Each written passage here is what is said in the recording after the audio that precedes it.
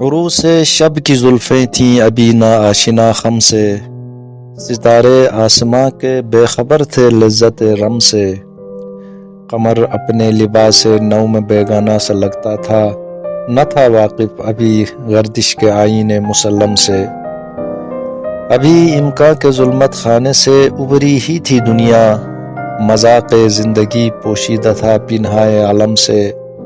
کمال نظم ہستی کی ابھی تھی ابتدا گویا، ہویدا تھی نگینے کی تمنا چشم خاتم سے، سنا ہے عالم بالا میں کوئی کیمیا گر تھا، صفات تھی جس کی خاک پا میں بڑھ کر ساغر جم سے، لکھا تھا عرش کے پائے پہ ایک اکسیر کا نسخہ، چھپاتے تھے فرشتے جن کو چشم روح آدم سے، نگاہیں طاق میں رہتی تھیں لیکن کیمیا گر کی، وہ اس نسخے کو بڑھ کر جانتا تھا اسم اعظم سے، بڑا تسبیح خوانی کے بہانے عرش کی جانب، تمنائے دلی آخر بر آئی سعی پہ ہم سے، پھر آیا فکر اجزا نے اسے میدان امکان میں، چھپے گی کیا کوئی شے بارگاہ حق محرم سے، چمک تارے سے مانگی جان سے داغ جگر مانگا، اڑائی تیرگی تھوڑی سی شب کی زلف برہم سے،